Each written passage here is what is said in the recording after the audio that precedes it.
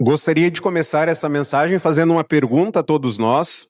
O que você faz depois de começar? Nós vivemos um tempo onde muita coisa começa com empolgação, mas depois a pessoa se perde no meio do caminho, né? Pense em alguém que começa na academia cheio de energia, compra roupa nova, tênis caro, mas 2 semanas depois não aparece mais. Ou alguém que começa um curso, faz planos, se matricula, faz investimento, mas nunca conclui o curso, tá? Os cursos parados lá. Ou até mesmo os relacionamentos. Gente que começa apaixonada, vivendo como se fosse o grande amor da vida, mas depois não persevera. O difícil não é começar, você concorda comigo? O difícil é perseverar. O difícil é continuar. Na vida cristã também é assim. Muitas pessoas começam empolgadas com Jesus, mas depois elas acabam desistindo. Caminhar com Jesus não significa apenas levantar a mão, tomar uma decisão, participar de um retiro, participar de um acampamento, sair dali emocionado, começar cheio de alegria e depois se perder. A grande questão é o que você fez com Jesus depois de já tê-lo conhecido. Essa aqui é a grande pergunta dessa noite. Você conhece Jesus há quanto tempo? 1 ano? Ou talvez 1 semana? Talvez 10 anos, quanto tempo que você já conhece a Jesus e o que você fez com ele depois que você o conheceu?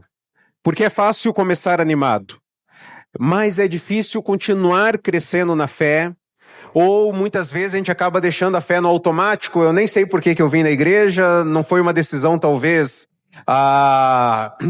uma decisão racional, simplesmente eu vim. Talvez você acha que a vida é muito difícil e às vezes começa a pensar em desistir da vida cristã.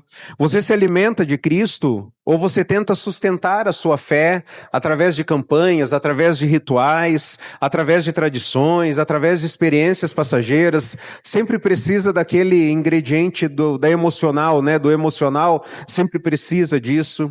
Você confia na graça de Deus ou se volta para a religiosidade, para as regras, achando que isso pode salvar? Nós vivemos uma geração que tem muitas informações sobre Jesus. Você liga à internet, você acessa diversos vídeos, diversos cursos gratuitos, vários livros, versões bíblicas, né, da Bíblia de todos os tipos. Nós temos uma geração com muita informação acerca de Jesus, mas você concorda comigo que com pouca transformação. Sabe muito, mas pouco é transformado. Por quê? Porque nós vivemos numa época de uma fé superficial, uma fé imediatista, né? Eu entrego a minha vida para Jesus e já quero que as coisas aconteçam agora. Uma fé emocional, uma fé que eu preciso sentir algo para continuar caminhando.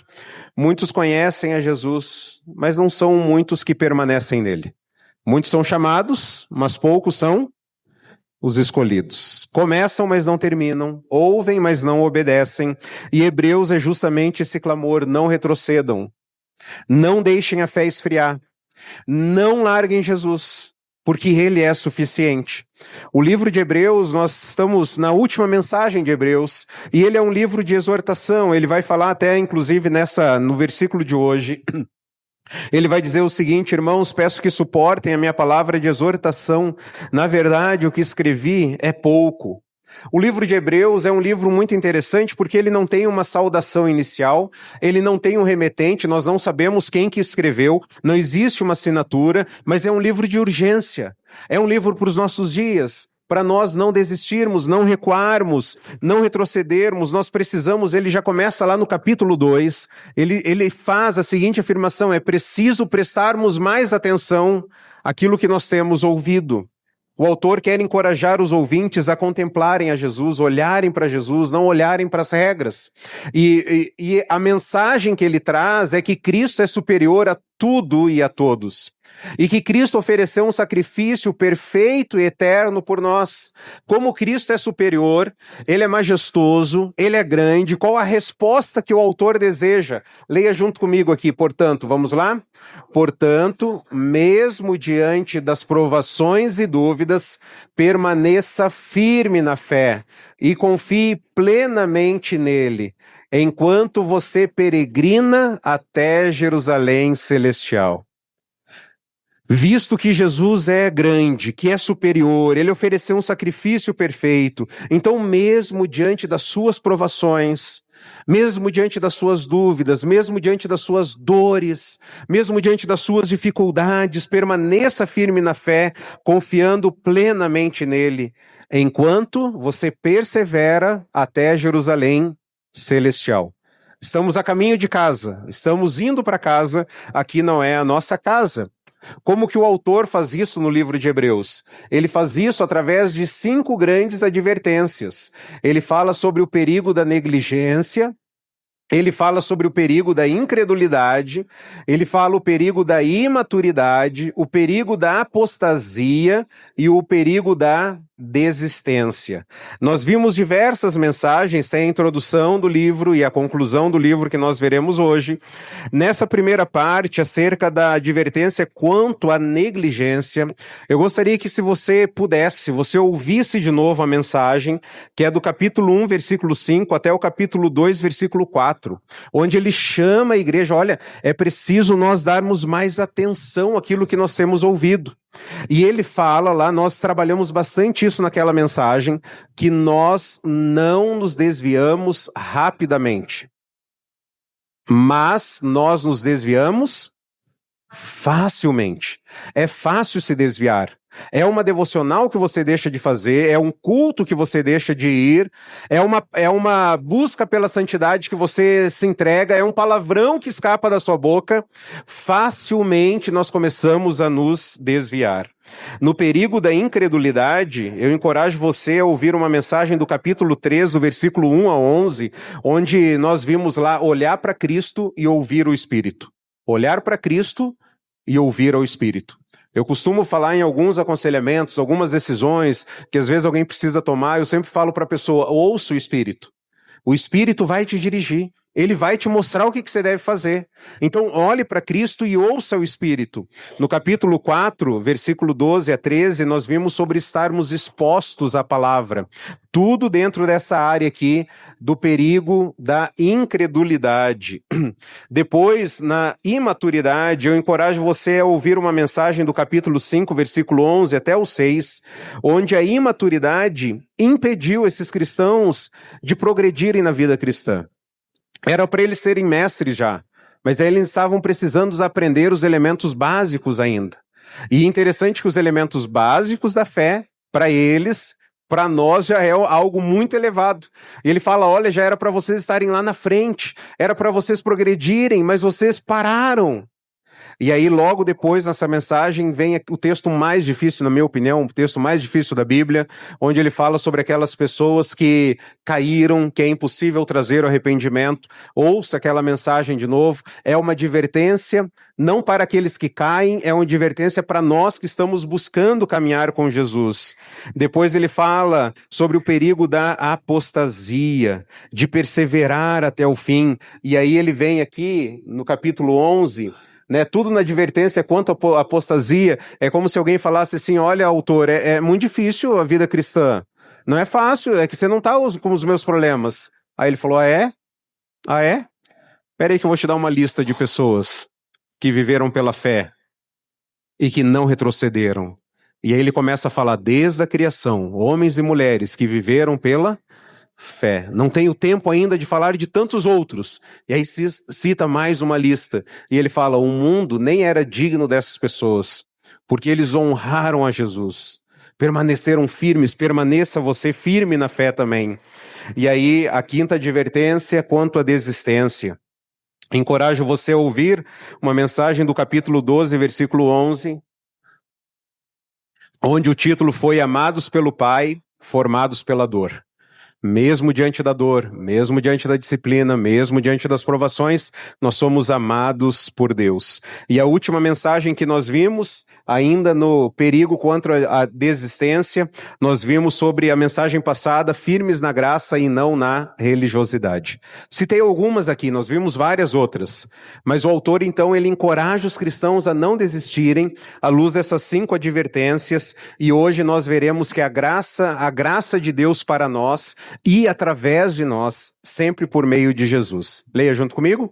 A graça de Deus para nós e através de nós, sempre por meio de Jesus. Esse é o último ensino do autor. Depois de demonstrar a superioridade de Jesus e que ele, só Jesus, é a razão da nossa fé, não é religiosidade, não é a tradição, não são as regras, não é a lei de Moisés, não é a antiga aliança, é Jesus e só Jesus. O autor traz diversas orientações comunitárias e ele vai mostrar para nós que a minha vida em Jesus me leva a ter contato com o povo de Deus.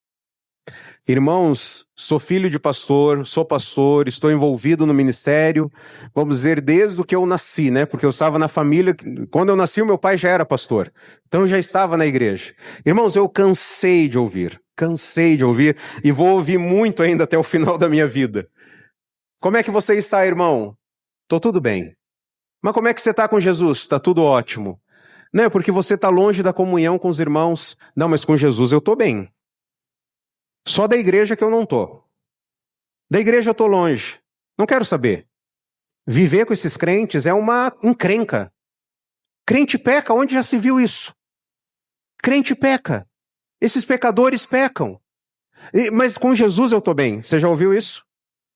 Olha o que diz, deixa Hebreus marcado. Olha o que diz em 1 João capítulo 1, versículo 7. Se porém andarmos na luz, como ele está na luz, o que o texto diz? Temos comunhão uns com os outros e o sangue de Jesus, seu Filho, nos purifica de todo o pecado. Se nós estivermos bem com Deus, se nós estivermos bem com aquele que é o cabeça, nós estaremos bem com o corpo de Cristo. Nós teremos comunhão com as pessoas. Nós vamos nos relacionar com as pessoas. É fácil ou é difícil relacionar com as pessoas, gente? É interessante isso, não é fácil se relacionar com as pessoas, mas é fácil a gente se relacionar conosco mesmo? Tem horas que nem a gente se aguenta, não é verdade? Só que a gente quer levar um padrão para os outros. A gente não se aguenta, tem pessoas que acordam de manhã, né, já invocada, já nervosa, né? Vai, levanta lá, na hora que chega no banheiro, olha pro espelho e tá olhando quem? O que você tá olhando? O que aconteceu? Volta para a cama, volta para dormir.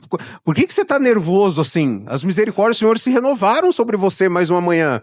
De onde está vindo essa ira, esse pecado? Vai lá, vai se ajustar com Deus, ora com Ele, conversa com Ele ainda, porque o seu coração precisa ser ajustado.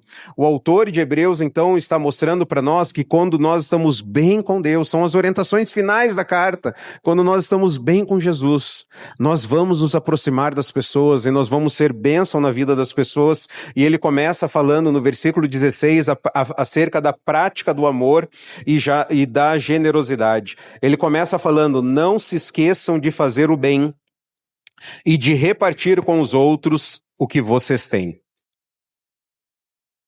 Por que ele fala para nós não nos esquecermos de fazer o bem? Lembre-se que a audiência da carta, eles estavam sofrendo. E quando nós estamos sofrendo, geralmente, né? Nós pensamos numa pessoa só. Em quem que nós pensamos quando nós estamos sofrendo? Nós mesmos. Não é verdade? Olha para mim, olha para o meu sofrimento, olha para a minha dor. As pessoas não estão cuidando de mim, as pessoas não estão me servindo, as pessoas sabem que eu estou precisando e não estão me ajudando. Quando nós estamos sofrendo, o nosso coração ele é revelado. Quando nós estamos sofrendo, os nossos ídolos do coração, eles são revelados. Tudo aquilo que nós queremos, nós achamos que somos Deus. É por isso que Adão e Eva pecaram. Eles caíram na artimanha de Satanás. Vocês serão como Deus. Nós achamos que somos Deus. E no sofrimento, nós queremos que todas as pessoas venham nos servir. E aí, às vezes, a gente está vivendo em comunidade, isso começando na nossa casa, e a gente está enfermo, está sofrendo, aí a gente levanta, né, igual o Chaves lá, tudo eu, eu que tenho que fazer tudo, né, eu que tenho que lavar, eu que tenho que cozinhar, eu que tenho que estender, eu que tenho que varrer, eu tenho que ir no mercado, eu tenho que voltar, se eu não faço, ninguém faz nada aqui, é tudo eu, porque os nossos pensamentos estão voltados para nós. E o autor de Hebreus fala assim, eu sei o que vocês estão passando, vocês estão sofrendo, vocês estão em dificuldade, mas não esqueçam de fazer o bem. Não esqueçam de compartilhar com os outros o que vocês têm. O nosso chamado, irmãos, é pensar no próximo, porque Jesus cuida de nós quando nós estamos cuidando das pessoas. Você crê nisso? Jesus cuida de nós quando nós estamos cuidando das pessoas.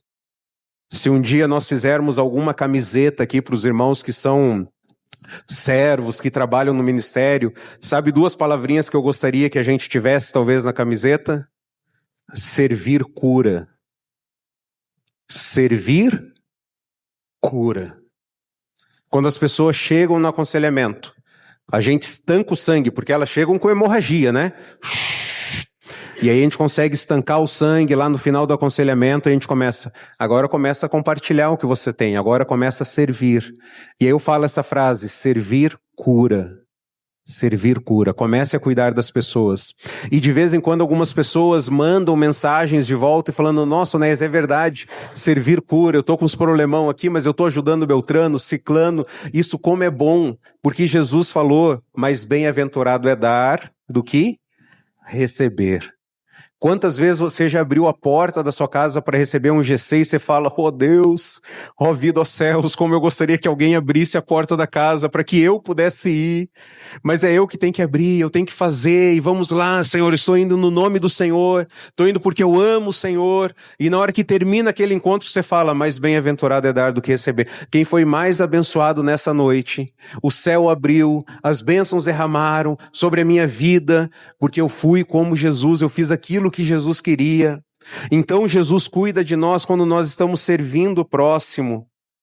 Ele não fala para compartilhar se você tem muito. Aqueles irmãos, ele já falou no capítulo 6, no capítulo 10, que aquela igreja, os bens deles já haviam sido confiscados.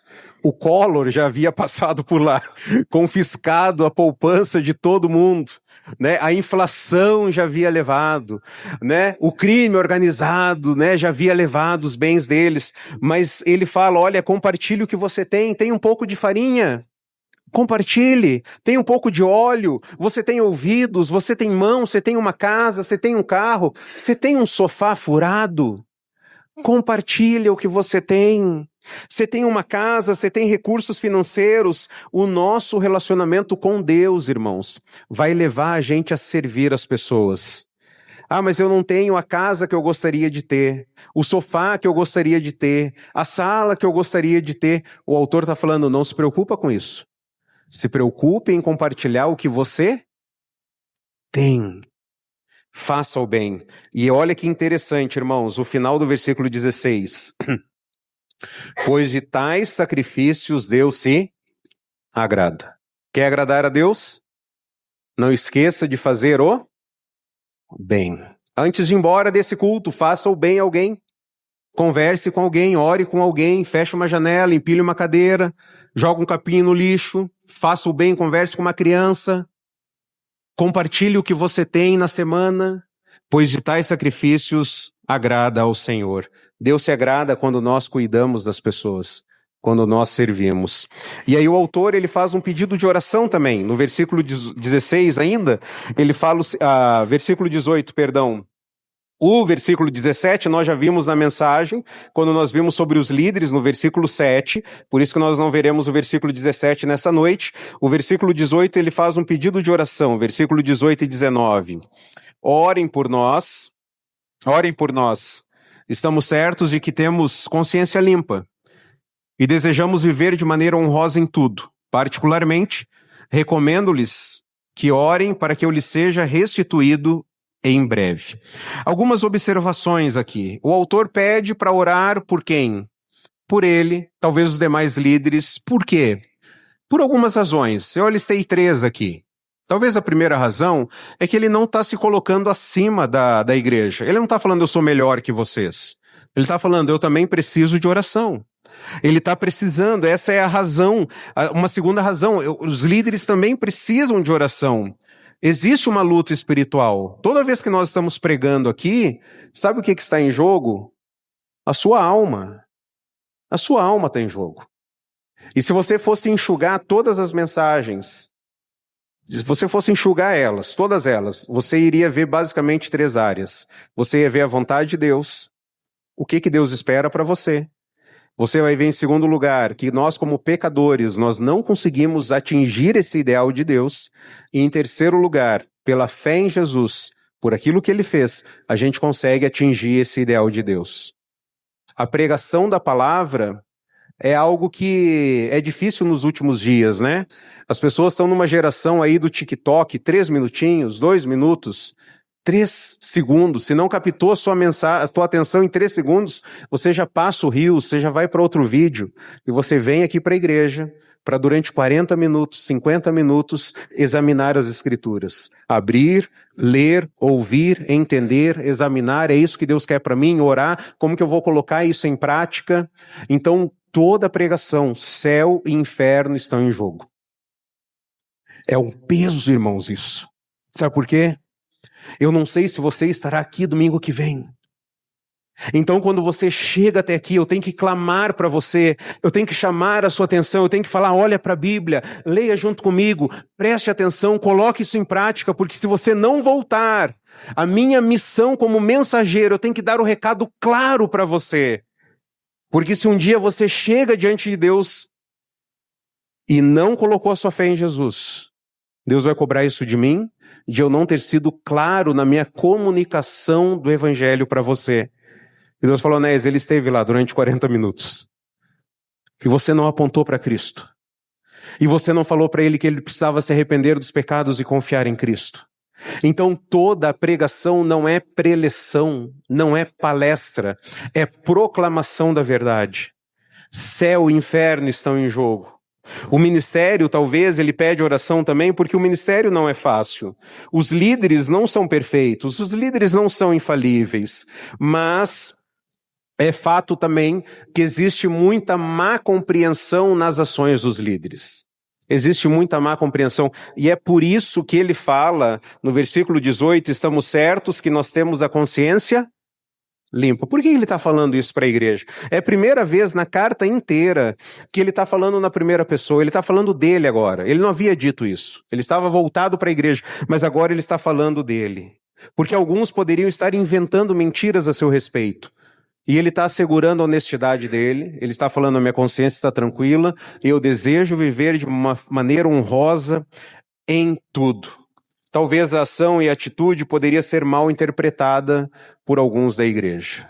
Aqueles talvez que estavam causando contaminação. E aí ele ora, ele pede também para que a igreja ore, para que ele consiga fazer uma visita. No versículo 19, ele diz assim, particularmente recomendo-lhes que orem para que eu lhes seja restituído em breve.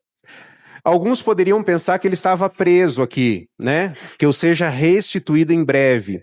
Mas talvez ele não estava preso, porque no versículo 23, olha o que diz no versículo 23. Quero que saibam que o nosso irmão Timóteo, ele já foi posto em liberdade. Se ele chegar logo, irei vê-los com ele. Então, ou seja, ele estava livre, ele não estava preso. Ele fala, Timóteo já foi posto, se ele conseguir chegar onde eu estou, eu vou conseguir fazer essa visita aí para vocês. E ele gostaria, então, de ministrar novamente a igreja. Ele já havia ministrado, enviou a carta, e ele gostaria de ministrar. No versículo 20 e 21, ele fala acerca da bênção pastoral que ele dá para a igreja. Olha o que diz versículo 20 e 21. O Deus da paz, que pelo sangue da aliança eterna trouxe de volta dentre os mortos o nosso Senhor Jesus, o grande pastor das ovelhas, os aperfeiçoe. Se você quiser marcar essa palavra aperfeiçoe, eu vou explicar ela um pouquinho mais. Versículo 21, os aperfeiçoe em todo o bem para fazerem a vontade dele e operem em nós o que lhe é agradável, mediante Jesus Cristo, a quem seja glória para todo sempre. Amém. Olha que interessante esse versículo 20 e 21. Não é um resumo da carta? Ele diz, o Deus da paz, agora nós temos paz com Deus e paz com as pessoas, por meio de quem? Por meio do sangue de Jesus, o sangue da nova aliança, o sangue de Jesus que foi derramado, que trouxe de volta dentre os mortos o nosso Senhor Jesus, ou seja, nosso Senhor Jesus ressurgiu, nosso Senhor está vivo, ele é a razão da nossa esperança, e ele sim é o grande pastor das ovelhas. Nós somos co-pastores. O grande pastor das ovelhas, quem é? É Jesus. Eu já falei para os irmãos, eu não gosto muito daquela expressão, né? E você nunca me ouviu falar, e muito dificilmente você vai me ouvir falar, por mais que as pessoas, muitos pastores falam isso com carinho, mas nos meus ouvidos não soa legal. Quando alguém pega e fala assim, ó, esta aqui é minha ovelha, para mim não soa legal. Eu sei que muitos falam com carinho, né? Essa aqui é minha ovelha, mas eu só fico pensando, essa ovelha é de Jesus. A minha igreja não é minha, a igreja é de Jesus.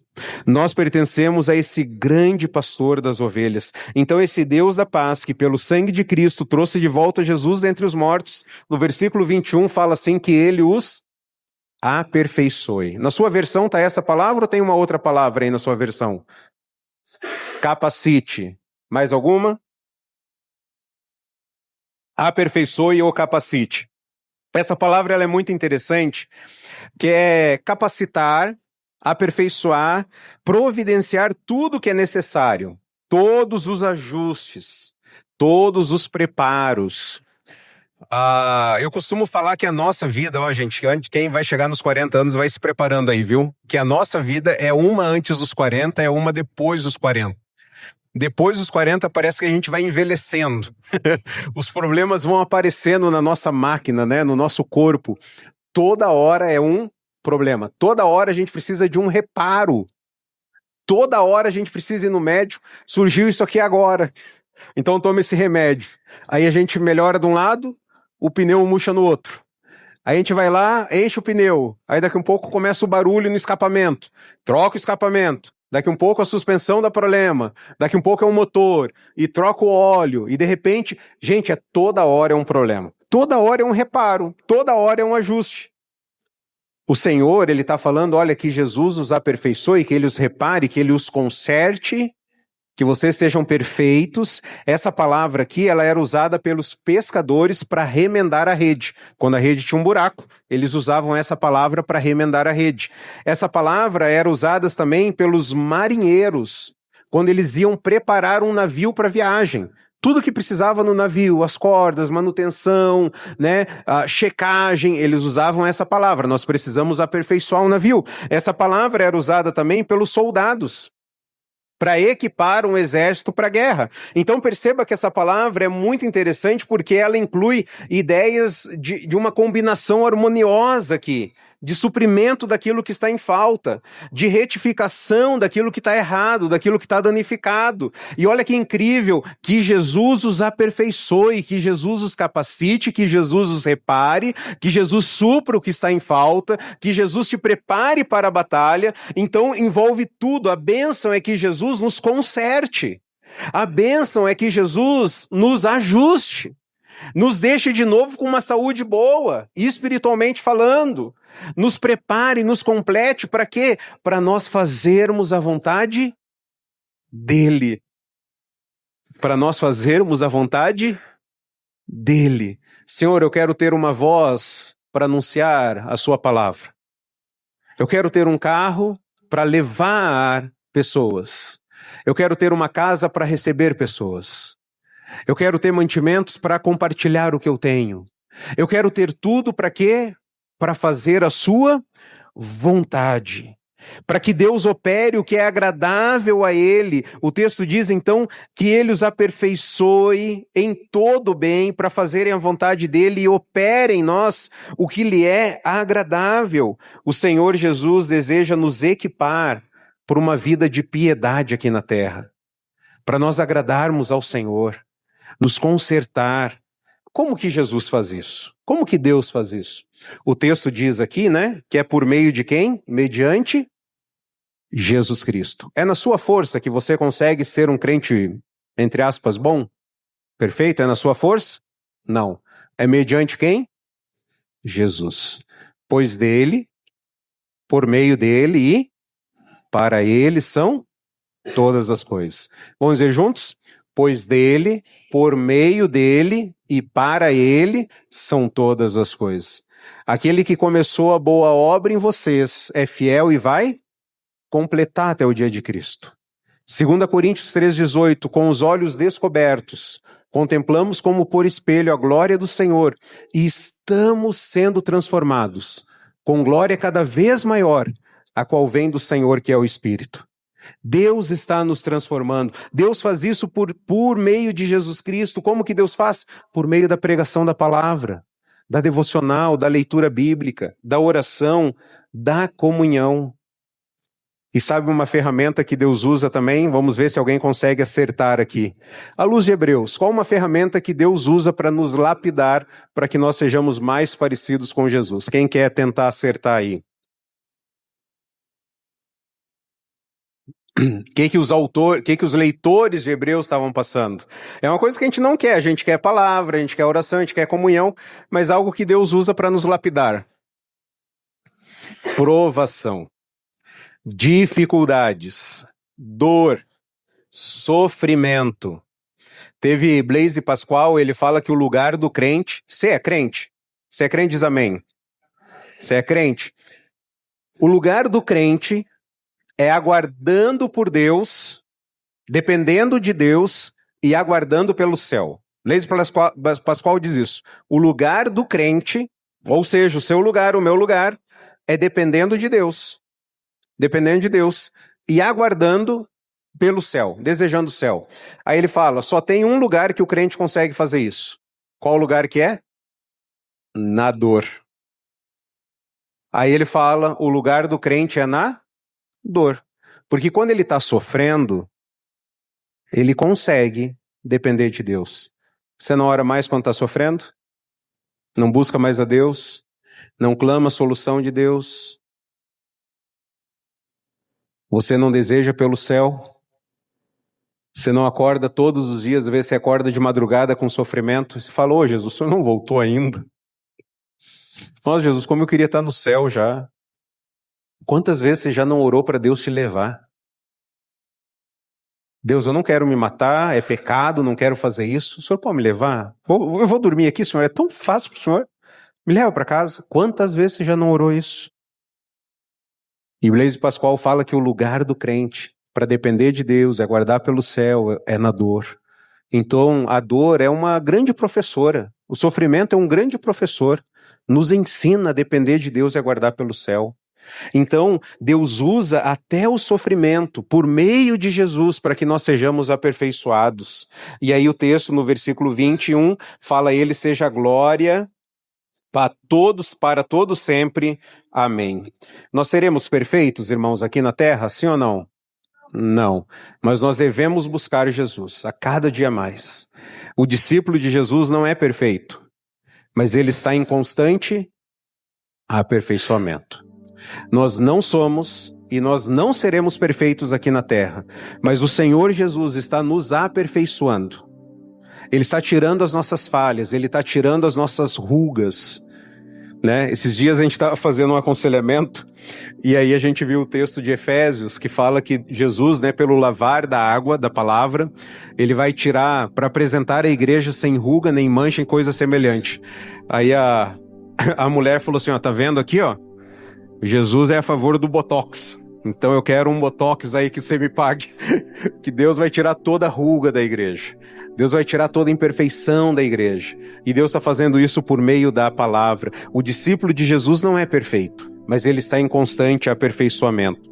E aí ele fala no versículo 22, né, o texto que nós já lemos lá no início, peço-lhes que suportem a minha palavra de exortação. Na verdade, o que escrevi é pouco. O ensino principal da carta é desenvolver uma maturidade cristã para a igreja não se desviar de Jesus. E essa carta aqui, irmãos, ela era uma pregação, você sabia disso? Ela não é simplesmente uma carta, ela é um sermão que foi escrito. Ele é um sermão, é uma autodescrição de uma obra aqui, né, do livro de Hebreus, é um sermão em forma escrita. Ele foi composto, então, dessa forma. E é interessante que o autor fala, ó, o que escrevi é pouco. Por que ele fala que é pouco? Devido à majestade aqui dos temas, né, a vastidão dos temas tratados, mas o foco é que eles se apeguem a Jesus. E da mesma forma como o autor menciona isso para a igreja, eu peço para a igreja também, suporte as exortações. Porque nós fazemos isso, é para o bem da sua alma. é para o bem da sua alma. Nós fazemos isso para que você seja cada dia mais parecido com Cristo, que você olhe mais para Jesus. Eu gostaria de compartilhar aqui com os irmãos 2 retornos que eu tive no mesmo dia, exatamente no mesmo dia. Eu já falei para os irmãos que quando Deus traz a sua imagem no meu coração, eu costumo orar por você e eu costumo clamar a Deus pela sua vida, porque eu não sei por que Deus trouxe o seu nome, o seu rosto, a sua imagem no meu coração. Eu oro por você. Eu estou sempre à disposição para aconselhar, caminhar com quem quer. Eu sempre falo isso, eu aconselho aqueles que querem ser aconselhados. Eu falo isso para outras pessoas. Às vezes a pessoa chega, você acha que eu devo conversar com alguém? Aí eu falo assim, a pessoa pediu opinião para você? Não, então não adianta falar, porque ela não vai querer ouvir. Se ela quiser ouvir, ela vai te procurar, ela vai pedir a sua ajuda. E aí, num mesmo dia, Deus trouxe 2 pessoas ao meu coração. Eu mandei mensagem para elas e perguntei, como é que você está? Como que você está? Irmãos, as 2 situações extremamente difíceis e delicadas aqui. E uma das pessoas, ela estava em profundo sofrimento. Geralmente acontece isso, né? As pessoas já chegam para o aconselhamento em profundo sofrimento. E no aconselhamento, nosso foco não é aliviar o seu sofrimento. É importante você saber disso. No aconselhamento, o foco não é aliviar o seu sofrimento. No aconselhamento, é que você glorifique a Deus através do seu sofrimento. Aí você vai ter paz, você vai ter esperança, você vai encontrar a alegria que você tanto deseja por estar vivendo para a glória de Deus, mesmo no meio do sofrimento. Porque Jesus, quando ele foi para a cruz, ele diz, pela alegria, Hebreus diz isso, pela alegria que lhe fora proposta, suportou a cruz. Esses 2 casos de pessoas em extremo sofrimento, extremos, eu não vou dar detalhes aqui, porque não é para identificar, mas extremo sofrimento. E eu mandei mensagem para elas. E aí uma das pessoas respondeu com sofrimento maior ainda, e disse as seguintes palavras, eu sei, eu fui avisada. Irmãos, eu orientei, eu aconselhei, não faz isso, não faz isso, não faz isso. O que a pessoa fez? Fez. E aí um tempo depois eu perguntei, como que você está? A situação pior ainda. E eu sem falar nada, porque eu acho que a pessoa ela ficou com medo de eu falar, eu te avisei, né? Isso não ajuda quando você está sofrendo. Eu não ia falar isso. Mas a própria pessoa falou, eu sei, eu fui avisada. No mesmo dia, irmãos, recebi outra mensagem. E a pessoa disse a seguinte forma, que bom que deu para passar um pouco do que eu já vivi. Olha a expressão, ó, eu já vivi. Já deu para passar um pouco do que eu já vivi. E a forma como eu tenho respondido. Olha que interessante, eu já vivi. E agora os problemas que eu estou enfrentando, a forma como eu tenho respondido a todas as coisas que a gente tem passado. Sabe por quê? Porque a pessoa chegou com um grau de sofrimento no aconselhamento e depois esse sofrimento ele foi intensificado por outro sofrimento. Mas a pessoa aprendeu a viver para a glória de Deus e ela falou assim, ó, eu sei o que eu passei, eu já vivi isso e a forma como eu estou respondendo a esse sofrimento aqui é para a glória de Deus. Assim, olha o que a pessoa diz, até eu me surpreendo com algumas atitudes, porque se fosse no passado seria diferente. O Senhor, foi uma bênção na minha vida, usado por Deus nesse processo, olha o que ela fala, nesse processo de cura. Essas pessoas, elas tiveram que ouvir palavras de exortação. E você consegue entender como que elas reagiram? Uma mesmo no sofrimento mais difícil, está conseguindo reagir mais para a glória de Deus. Querida igreja, suporte as exortações, porque nós fazemos isso para a glória de Deus e para o bem da sua alma. O autor ainda fala no versículo 24, ele diz o seguinte, saúdem a todos os líderes. O 23 eu já mencionei, um tempo atrás, vamos para o 24. Saúdem a todos os seus líderes e a todos os santos. Ele está mandando um abraço aqui para os líderes da igreja e para toda a igreja. Ele fala também que os da Itália enviam saudações no versículo 24, porque provavelmente o autor aqui estava em companhia, de alguns italianos. E aí ele termina o versículo 25 termina a sua carta, suas últimas palavras são: a graça seja com todos vocês. Vamos dizer juntos? A graça seja com todos vocês. Não a lei, não a religiosidade, não a tradição, mas que a graça, o favor imerecido de Deus seja com todos vocês. O acesso a Deus, o perdão, o amor, a paz, a esperança, seja com todos vocês, por meio de Jesus Cristo. A graça de Deus que nos alcançou, que é para nós, e que é através de nós, para todas as pessoas. Não abra mão da graça de Deus. Que a graça seja com todos vocês. Eu gostaria de falar sobre 5 lições aqui para nós levarmos. Primeira, olhe constantemente para Cristo. O livro de Hebreus nos ensina isso. Olhe constantemente para quem? Para Cristo. Não olhe para as pessoas. Não olhe para os problemas. Não olhe para a lei. Não olhe para a regra. Não olhe para a religiosidade. Não olhe para a tradição. Não olhe para programa. Não olhe para o ativismo. Não olhe para o seu passado. Não olhe para o seu futuro. Olhe para quem? Para Jesus. Não olhe para os seus traumas. Não olhe para as suas dores. Olhe para Jesus. Nós não nos desviamos rapidamente, mas nos desviamos facilmente quando nós paramos de olhar para Jesus. Esses dias eu estava dirigindo o carro e o meu filho, eu falei: filho, deixa eu te dar uma lição. Eu falei, se o pai estiver dirigindo o carro aqui, eu estiver olhando só para o retrovisor, e o retrovisor é futuro ou é passado? Passado. Se eu ficar olhando só para o retrovisor, eu posso cometer erros que vão afetar o nosso presente. Então, filho, não importa o que aconteça, sempre olhe para frente. Você pode olhar para o passado, extrair lições, mas volte os seus olhos rapidamente para o para-brisa. Olhe para frente. Olhe para Jesus. Mantenha o foco em Jesus. Irmãos, tem muitas pessoas que ainda não foram curadas, porque elas dirigem as suas vidas olhando para o retrovisor e vão causando outros acidentes.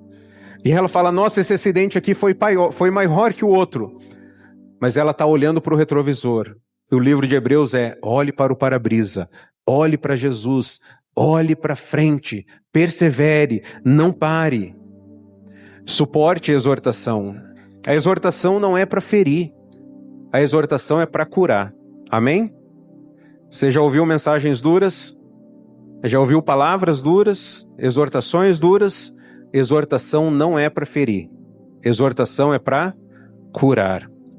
Viva a fé em comunidade. Não se afaste, não abandone. Nós devemos amar, nós devemos servir, nós devemos encorajar, nós devemos compartilhar. É a missão da nossa igreja amar a Jesus e ajudar as pessoas a serem transformadas por Ele. 4ª lição, ore e apoie os líderes. Ore e apoie os líderes, eles precisam de oração. Em 5º lugar, confie no Deus da paz que aperfeiçoa. Confie em Jesus que te aperfeiçoa. Eu sei que a sua vida não está do jeito que você quer, o seu casamento não está do jeito que você quer, as suas emoções não estão do jeito que você quer, o seu passado já aconteceu muita coisa que não foi do jeito que você queria, mas jamais esqueça que Jesus está te aperfeiçoando. Ele está reparando a rede, mesma palavra para os pescadores. Ele está te equipando para uma batalha, mesma palavra que o exército usava.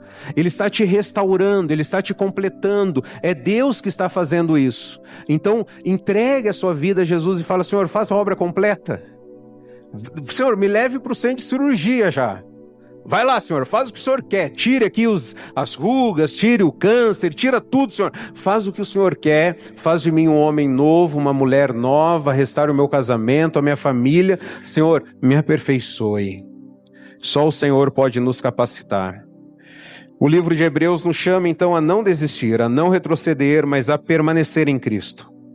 Não desistir mesmo quando o sofrimento pesar. Não retroceder mesmo que quando parecer mais fácil voltar à velha vida. Não retroceda, mas permanecer porque Cristo é melhor. Cristo é suficiente. Cristo é eterno. Permanecer em Cristo não envolve o teu esforço humano, mas é confiar nesse o Deus da paz, que nos aperfeiçoa, nos equipa e nos prepara para fazermos a vontade dele. É Ele que nos sustenta, é Ele que nos guarda, é Ele que nos equipa para viver e para perseverar. Então, querida igreja, suporte as exortações, amem uns aos outros, orem pelos líderes, compartilhem o que vocês têm e, acima de tudo, não abram mão da graça. Que a última palavra de Hebreus seja também a última palavra para nós hoje. A graça seja com todos vocês. Amém. Senhor, obrigado pela sua graça que nos alcançou. E nós podemos olhar para Jesus e podemos nos alegrar e ter esperança e ter fé e confiar e aguardar o seu retorno. Muito obrigado pelo que o Senhor fez, muito obrigado pelo que o Senhor tem feito, muito obrigado pelo que o Senhor vai fazer, enquanto estamos peregrinando para Jerusalém Celestial. Ajuda-nos a não retroceder, a não desistir. Aqueles que pensam estar em pé, que tomem cuidado para não cair. Aqueles que já caíram, que o Senhor traga-os de volta ao arrependimento. Haja nesses corações, haja nessas vidas, que possamos viver para a sua glória e o seu louvor a cada dia mais. Obrigado pela sua graça que nos alcançou, que tem transformado as nossas vidas e que possamos compartilhar ela a outras pessoas também. É no nome de Jesus Cristo, nosso Senhor e Salvador, que oramos. Amém. Amém.